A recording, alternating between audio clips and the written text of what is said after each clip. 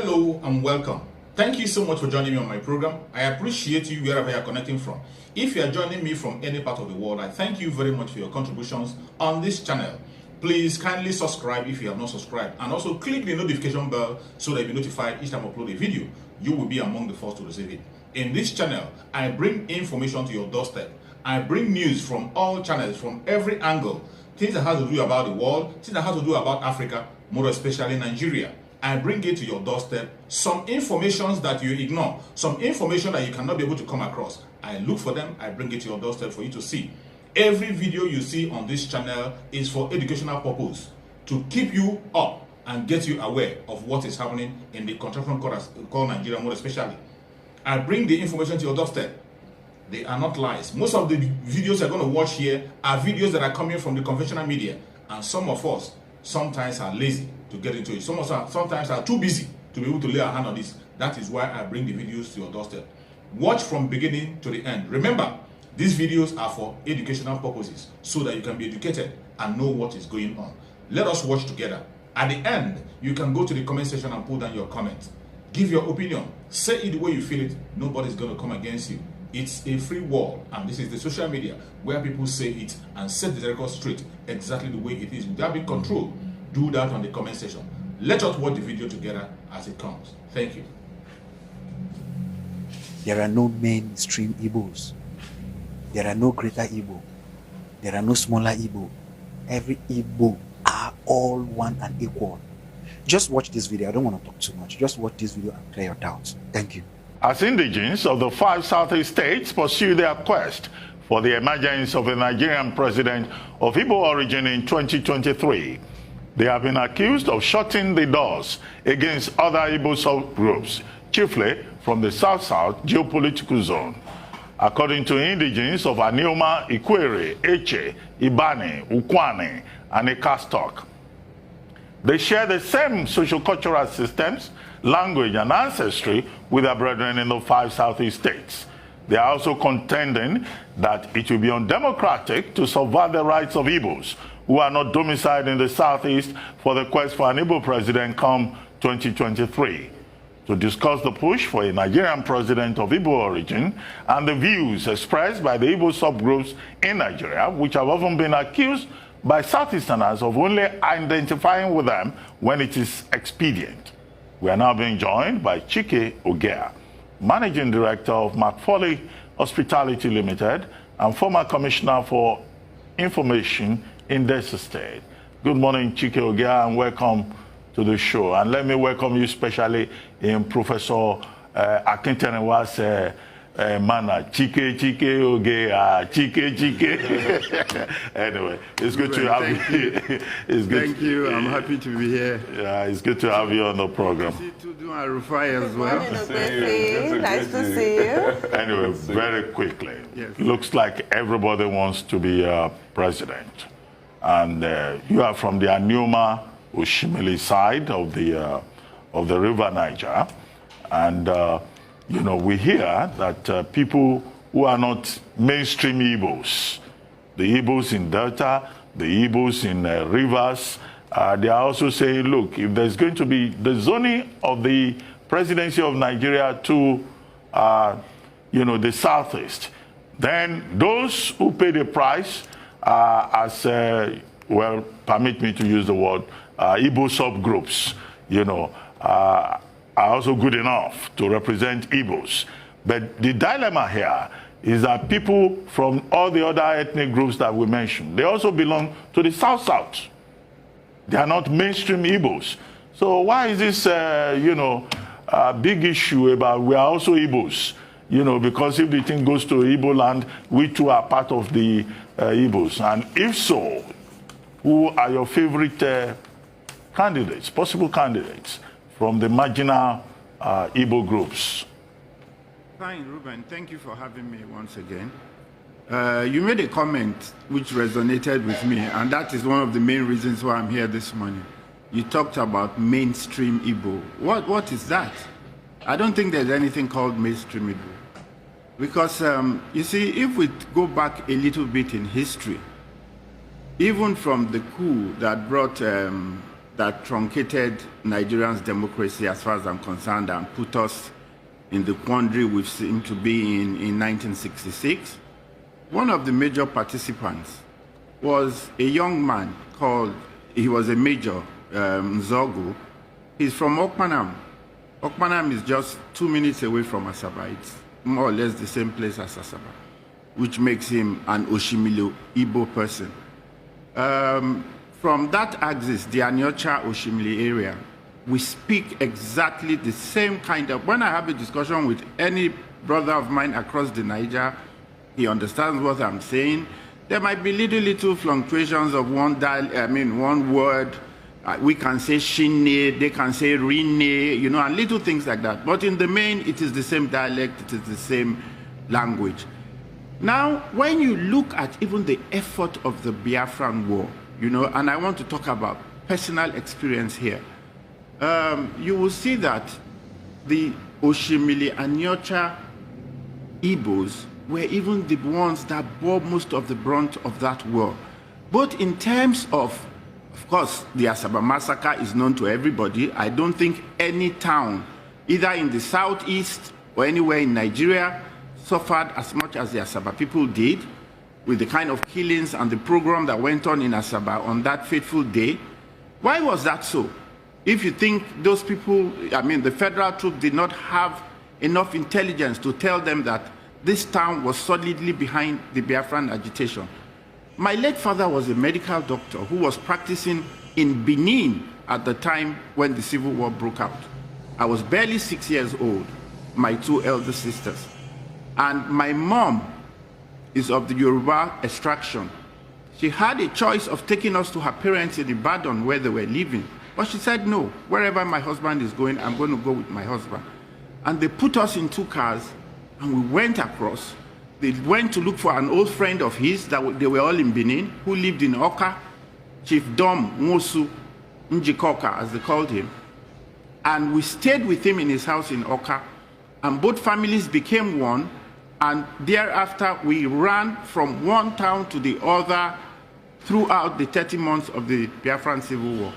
Obviously, if my father did not take us away, possibly I might not even have been here, because the children were killed, women were killed. There is no family in Asaba that did not suffer the loss of one person or the other, a man, woman, or child.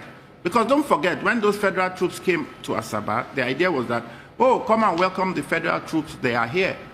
And they all gathered the people in the open field, and then they opened fire on them. So whenever I hear this talk about Igbo presidency, and people are trying to say there is some subgroup of Igbo or there's mainstream Igbo, it doesn't resonate with me. Because you see, the Anyama people, or rather the Oshimili Anyocha people, will always be shortchanged in Nigeria. Let me tell you a little story. In 1999, when the new democracy started, it was everywhere. It was an open secret that the person that was tipped to be the secretary to the Federation at that time was Chief Philip Asiodu. He is my godfather, he's my uncle, he took me into government. We all know his antecedents, super palmsec, very cerebral and everything.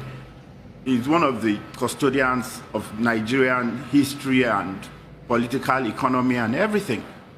And he was supposed to be the secretary to the government of of Nigeria at that time. And just before the announcement was made, they decided that, oh no, since a Southeasterner, an Igbo man, was going to be number 3, that is the Senate president, the Wazobia thing, there was going to be a president from the West, a vice president from the North, and the Senate president from the East, as it were, who was an Igbo man. Now, they refused to make it, he was not confirmed as the SGF anymore, which was supposed to be like number 6 or whatever in the hierarchy, because he was an Igbo man. So at that time, it was, he conveniently lost that position because he was Igbo. But they didn't remember that he was also South-South, because the whole idea, they said they had to look for a true South-South Nigerian, and that's how Ufo Tekaite was made the secretary to the government. So you see, when it's convenient, we are not Igbos. When it's convenient, we are South-South. When it's convenient, we are not South-South. When it's not convenient, we are not Igbos. So you see, they can't keep picking and choosing for us all the time. You know, and it is particularly heart-wrenching when I see, you know, hey, we know how Nigeria works. Whether an Igbo man will be president, only God knows. Personally, I want to see that happen, you know, even if you say yes, the Igbos from the Southeast, you know, have not enjoyed it at this time. But also the Igbos from Anyota Oshimili, who have a skin in the game and who have suffered everything the Igbo man from across the Niger has suffered, has also never been. Don't forget that when Midwest was a region, the first premier, that is the only region that was even created by a referendum in Nigeria, when there were just 4 regions in Nigeria. The first premier was Chief Dennis Osadibe. Yes, he was from Asaba, and he was the premier of Midwest State. Midwest region, rather. So what I'm saying is that we never lacked the manpower, the capacity of human beings, or that human capital that can deliver on that kind of mandate as the president of Nigeria. So to keep shutting the door at us, using all these, you know, little colorations that are always brought into the matter, you are South-South now, you are not Igbo now, you are not mainstream Igbo, it just doesn't make sense to me. That is the truth. But what about those who shut the door against themselves? You have prominent politicians in this country who switch hats depending on which way the wind is blowing. They also choose to be South-South one day and, you know, Southeast the next day. I'd like you to address that. And who in Anyota Oshimili are you thinking of? Are you also throwing your hat in the ring? Because we've had like a series of guests of late using this platform to make, you know, declarations here. I want to tell you something. I am not interested in politics at all, not even about being president of Nigeria. I've left that field because what you just said to do doesn't make sense to me as a person. You know, we can't keep shifting the goalpost when this game is being played, and that is all that goes on in Nigeria. And that is because the polity, I keep saying, is devoid of any kind of ideology. So people just use these political platforms as platforms to try and hijack power for themselves and their friends and their families and whatever they do and all of that. So that does not interest me at all. I just want to put the record straight in terms of what it is we are doing as a country. You see, there are too many injustices in Nigeria already that we are complaining about. I, as an Igbo man, am complaining that an Igbo man has not been president. So while I'm complaining about that and feeling, you know, a little bit shortchanged there, not because an Igbo man being president is going to make it any better for me, because you see, I'm a pan-Nigerian by my birth and by the kind of life I've lived. I'm one of the few Nigerians that can tell you, right, Tundu, that I am from every part of Nigeria. My mother is from Kogi State, a town called Ogori, but she is of Yoruba ethnic stock. So that makes her a Southwesterner and also a Northerner. My father is from Asaba, but he is Igbo, and that is what we are talking about here. That makes me come from the South-South as a geopolitical zone and an Igbo man. So what I'm trying to say is simple. Whatever we do, let us just be true to ourselves. Because if we keep shifting this goalpost just to favor, you know, our own selfish interest at that time, then it will always come back to haunt us. And that is why the problem is like this. That is why the problem with political leadership in Nigeria is intractable. And that is why we must get to a point where it has to just be about meritocracy. When your father was ran for the presidency of Nigeria, who remembered where he came from? He united the whole country, and everybody voted for him. That is the kind of Nigeria we're looking forward to having.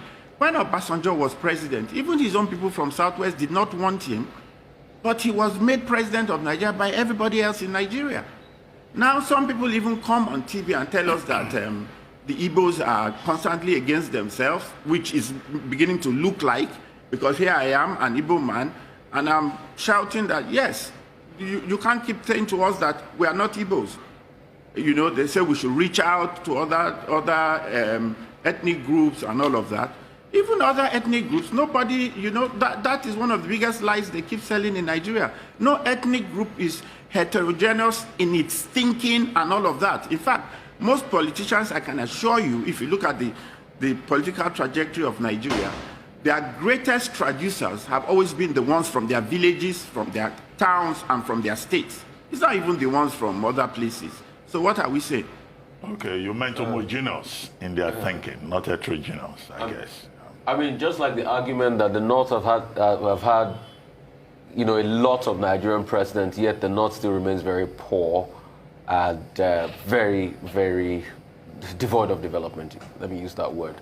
But I want to talk about that point you raised, because everybody says that. We had Kashim here, Alhaji Kashim here, in the course of the week, I think. He said the same thing, that the Igbos don't reach out, they're not doing deals. I even remember of blessed memories, of blessed memory, I should say. Issa Funtua was here too, and he said the same. They are not going. I can't hear you well. Can you hear me? Yeah, better now. Good.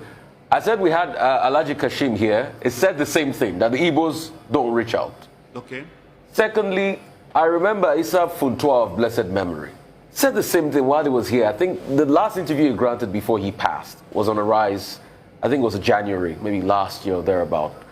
He said the same thing. Oh, you're not reaching out to do deals. How best can you do that deal? How best can you reach out? Can an average Igbo man reach out and do that deal across other parts of the country? Thank you so much for watching. I hope you have been educated with this video. I hope you have learned something from the video you just watched. Please go to the comment section and put down your comments. Whatever you think about the video you have watched, or anything you have learned that you want to share together, go to the comment section and keep yourself busy. It's a free place where people share their opinion. And please, if you have not subscribed to this channel, kindly subscribe to the channel. Click the notification bell so that you'll be notified each time a video comes out. And also, share the video to your family and friends. Share it to all platforms so that people can get aware of what is happening in the world, mainly in the contraption called Nigeria. We have to keep people on their toe, keep people informed on what is going on. That is exactly what we are doing.